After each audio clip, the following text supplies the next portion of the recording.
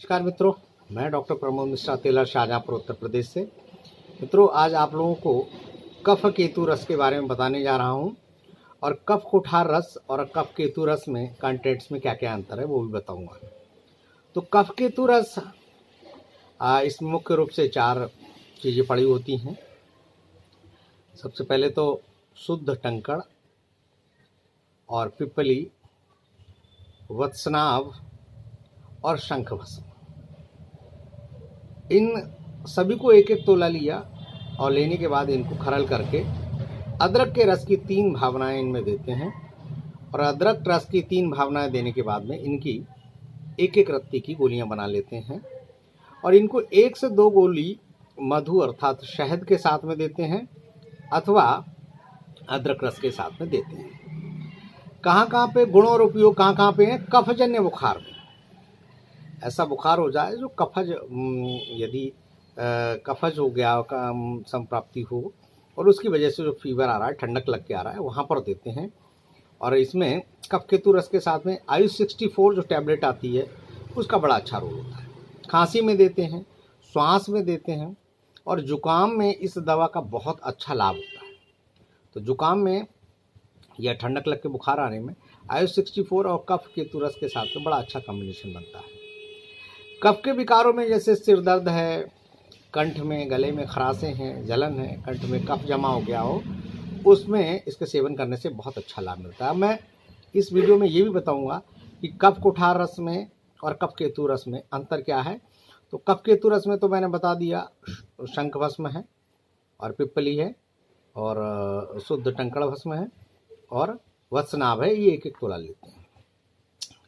कफ केतु रस में शुद्ध पारा, शुद्ध गंधक, सोठ, पीपल, काली मिर्च, लौह भस्म है, ताम्र भस्म है, सब बराबर लेकर के, ठीक है, और पारा गंधक की कजली बना करके और फिर उसमें लौह भस्म, ताम्र भस्म मिलाते हैं और जितनी भी काष्ठ औषधियाँ हैं उनको कूट कपड़सन करके कजली के साथ मिला करके छोटी छोटी जो छोटी कटेली है उसके फलों के रस के और कुटकी और धतूरे के पत्तों के स्वरस की भावना दे करके एक एक रत्ती की गोलियां बना लेते हैं। अर्थात कफ कुठार रस जो होता है उसमें 3 चीज़ों की भावना देते हैं, कटेरी के पत्तों का, कुटकी और धतूरे के पत्तों के स्वरस का भावना देते हैं। और सबसे बड़ी बात ये शुद्ध पारा, शुद्ध गंधक की कजली के साथ में बनाई जाती है। यहाँ पर कफ केतु रस में शंखभस्म, पीपल, सुहागे, खील और वत्सनाभ, और इसमें भावना देते थे किसकी? अदरक स्वरस की। और ये जो कफ कुठार रस है ये बहुत तीक्ष्ण होता है, तीक्ष्ण कफ केतु रस भी है, तो इसीलिए इनको बहुत लंबे समय तक नहीं देते। जैसे लगता है कि कफज संप्राप्ति भंग हुई और पित्तज स्टार्ट हुई, उसी समय हम इसको स्टॉप कर देते हैं। कफ विकारों में कफ कुठार रस को करते हैं और कफज ज्वर में भी देते हैं और कफ केतु रस को कफज ज्वर में भी मुख्य रूप से प्रयोग कराते हैं।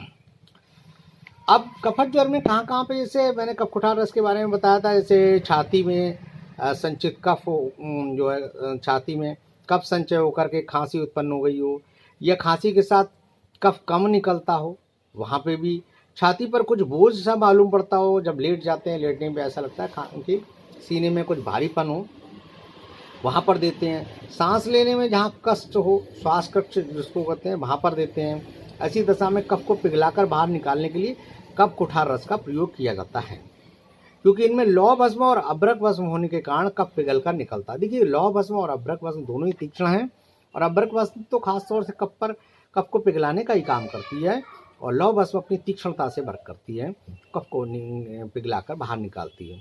श्वास नली के साफ हो जाने के कारण श्वासोच्छ्वास लेने में कष्ट नहीं होता है और जब कफ बाहर निकल जाता है तो श्वास लेने में कष्ट नहीं होगा। इसी तरह जब कफ विशेष प्रकोपित होकर खांसी उत्पन्न कर देता है, साथ में ज्वर और खांसी के साथ कफ भी निकलता है और नवीन कफ भी बनता है, जिससे ज्वर और खांसी नहीं रुकती है। नया खांसी होती है, कफ जो है वो चिपक जाता है, तो ऐसी स्थिति में इसको देने से बहुत अच्छा लाभ मिलता है। ठीक है, ऐसी बढ़ी हुई खांसी को दबाने के लिए कुछ वैद्य अफीम का प्रयोग कर बैठते हैं।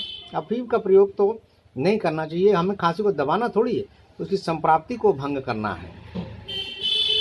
ठीक है, तो कपकुठार रस के प्रयोग से जो है वो वहाँ पे बड़ा अच्छा लाभ मिलता है, जहाँ पर भी चिपका हुआ बलगम हमारे गले में हो या रेस्पिरेटरी ट्रैक्ट में, तो वहाँ पे अच्छा आराम मिलता है।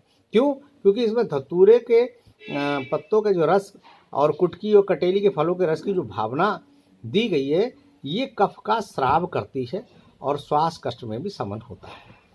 कफ का प्रकोप के कारण मंद ज्वर हो जाना, नाड़ी की गति मंद हो जाना, शरीर गीला सा बना रहना, भूख कम हो जाना, निद्रा ज़्यादा आना, पसीना चलते रहना, मुंह भारी मालूम पड़ना, आवाज़ में भारीपन, पेशाब का साफ स्वच्छ न होना, आलस्य बना रहना, खांसी के वेग के बढ़ने के साथ साथ छाती में दर्द बढ़ते रहना, तो ये सब क्या है?